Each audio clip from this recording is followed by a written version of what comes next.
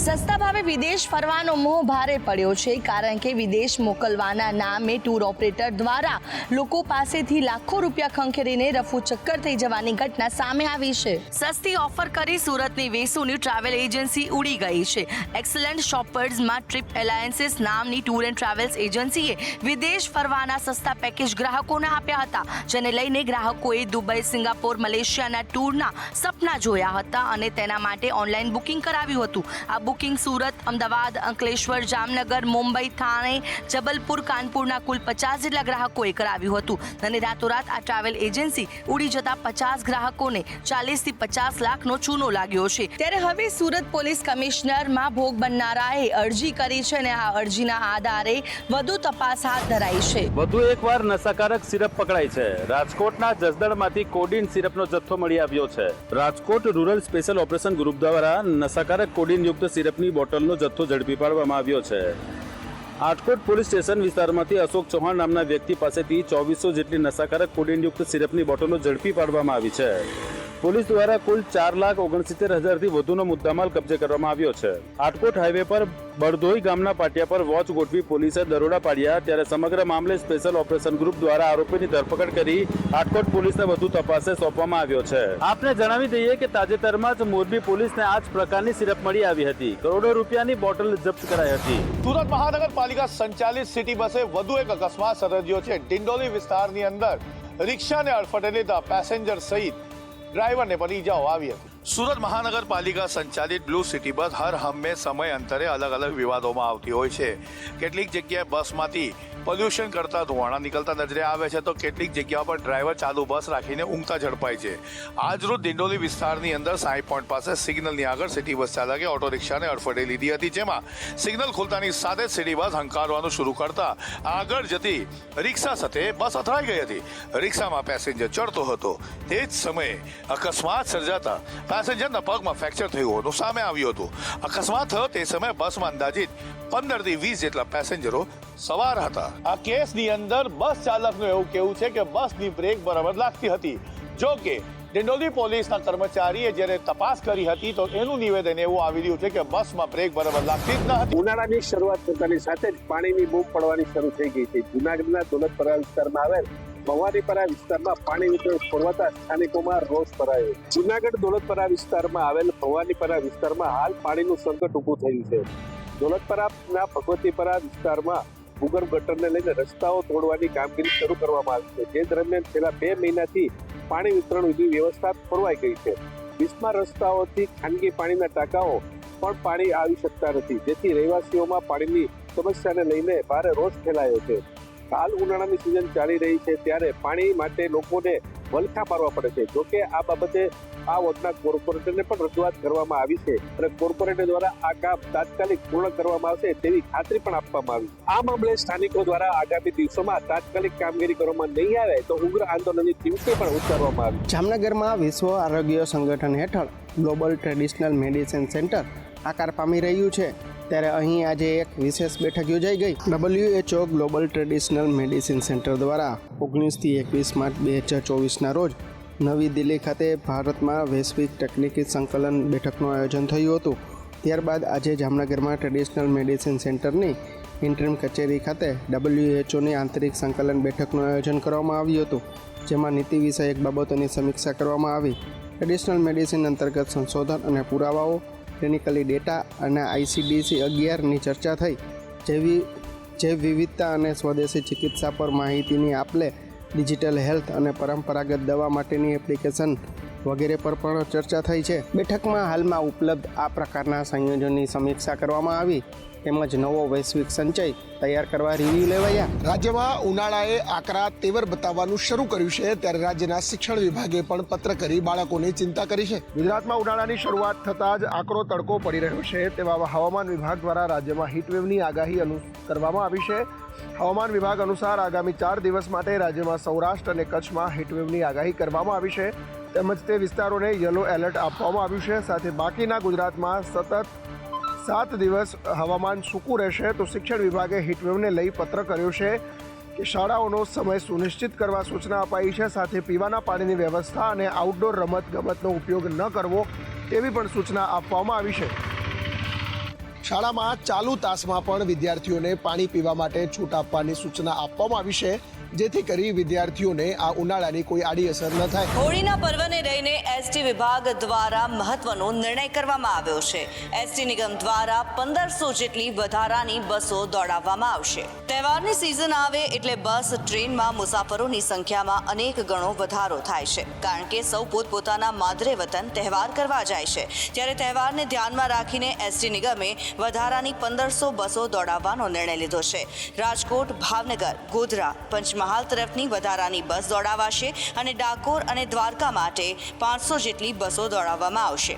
વળી શ્રમજીવી લોકો સમયસર પોતાના વતન આવી જાય તેના માટે ગોધરા એસટી બસ વિભાગ દ્વારા પંચમહાલ અને દાહોદ જિલ્લામાં કુલ 7 એસટી ડેપો દીઠ 10-10 જેટલી વધુ એસટી બસની વ્યવસ્થા કરવામાં આવી છે. બસ સુવિધા વધતા જુદા જુદા શહેરોથી લોકો પોતાના વતન પહોંચી રહ્યા છે. વળી બસ માટે વધુ રાહ જોવાની જરૂર નથી રહેતી. દ્વારકા અને ડાકોરમાં હાલ ભક્તોનો જમાવડો જોવા મળી રહ્યો છે. લાખો ભક્તો કૃષ્ણ ભક્તિમાં લીન બન્યા છે.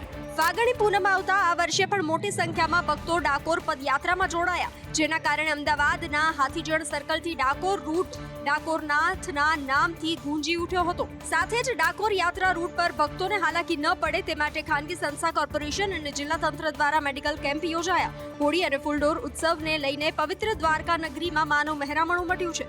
સમગ્ર ભારતમાંથી પદયાત્રા કરતા ભક્તો દ્વારકા લાખોની સંખ્યામાં આવી રહ્યા છે.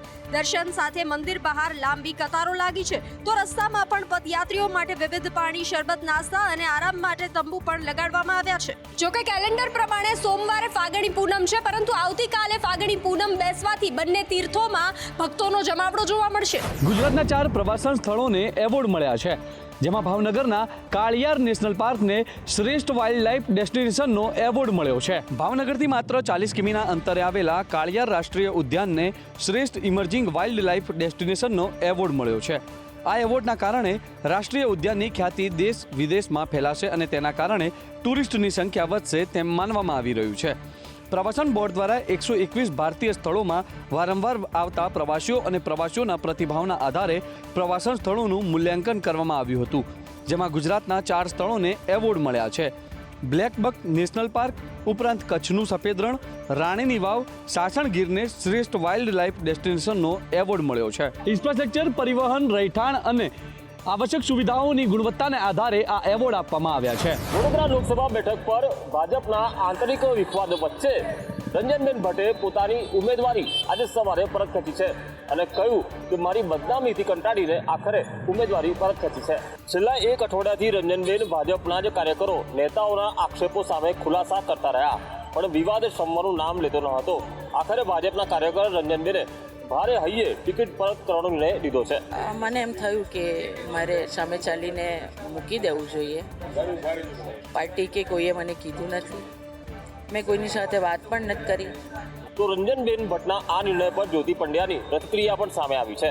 જનતા જે પોતે જનતા જનાર્દન કહેવાય લોકશાહીમાં, અને એના અવાજને સાંભળીને જે પણ થતું હોય, નિર્ણય લેવાતા હોય, એને નમન છે, વંદન છે. અમારા બધાઓની નાનકડી લાગણી આટલી જ હતી અને કદાચ મારે પહેલ કરવાનું નિમિત્ત ઈશ્વરે બનાવ્યું છે, તો ભગવાનનોય ધન્યવાદ. અને આવનારા સમયમાં પણ સારું જ થશે. આપને જણાવી દઈએ કે ટિકિટ જાહેર થઈ ત્યારથી જ રંજનબેન ભટ્ટ સામે આંતરિક અસંતોષ ચાલી રહ્યો હતો અને તેમના વિરુદ્ધ પોસ્ટરો પણ લાગ્યા હતા. ચૂંટણી નહીં લડવાના નિર્ણય બાદ ભીખાજીએ યોજી મીટિંગ. મેઘરજના માર્કેટયાર્ડમાં સમર્થકો સાથે બેઠક કરી. બેઠક બાદ ભીખાજી ઠાકોરનું નિવેદન સામે આવ્યું. મેં હાલ પૂરતો ઉમેદવારીનો નિર્ણય રદ રાખ્યો છે. પ્રદેશ ભાજપ અગ્રણીઓ સાથે સંપર્કમાં છે ભીખાજી.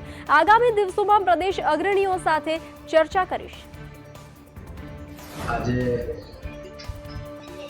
ભારતીય જનતા પાર્ટીએ 5 સાબરકાંઠા લોકસભાના ગુજરાતમાં બનાવ્યું હતું, પરંતુ આજે કેટલાક કારણોસર મેં પાર્ટીમાં એવું કહ્યું છે કે હાલ પૂરતો આ નિર્ણય મોકૂફ રાખું છું અને પ્રદેશના રાષ્ટ્રીય નેતૃત્વના સંપર્કમાં છું અને એમને સાથે મળી અને અગાઉ સમયમાં જે કંઈ નિર્ણય થશે એ સાથે મળીશ.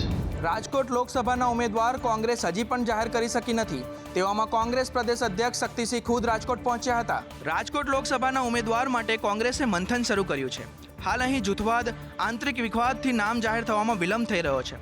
તેથી આ જૂથવાદ ડામવા માટે કોંગ્રેસ પ્રદેશ અધ્યક્ષ શક્તિસિંહ ખુદ મેદાને ઉતર્યા અને સ્થાનિક નેતાઓ અને કાર્યકરો સાથે બેઠક કરી. આપને જણાવી દઈએ કે અહીં ઉમેદવાર પદે હિતેશ વોરા, વિક્રમ સોરાણીનું નામ ચર્ચામાં છે. આ ઉપરાંત લલિત કગથરા, હેમાંગ વસાવડાનું નામ પણ ચર્ચાઈ રહ્યું છે. ત્યારે 2 દિવસ શક્તિસિંહ રાજકોટમાં રહેશે અને સ્થાનિક નેતાઓ અને કાર્યકર્તાઓ સાથે બેઠક કરી જૂથવાદ ડામવા પ્રયાસ કરશે. આ 2 દિવસમાં શક્તિસિંહ સૌરાષ્ટ્રના અલગ અલગ વિસ્તારોમાં પણ ફરશે અને આગેવાનો અને કાર્યકરોને સાંભળ્યા બાદ ઉમેદવાર નક્કી થશે તેવું હાલની સ્થિતિ પરથી લાગી રહ્યું છે. અમૂલ દૂધની પ્રોડક્ટ્સ હવે અમેરિકામાં પણ મળી રહેશે.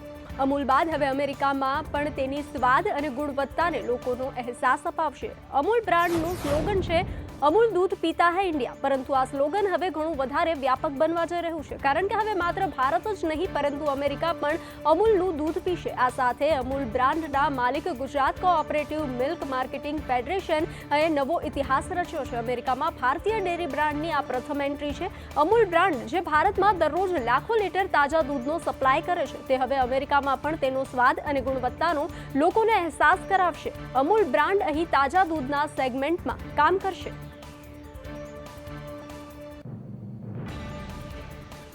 Fresh milk products in the United States of America. I'm happy to inform that we have tied up with an 108-year-old dairy cooperative in US, the Michigan Milk Producers Association. And this announcement was done at their annual meeting on 20th March at Detroit in US.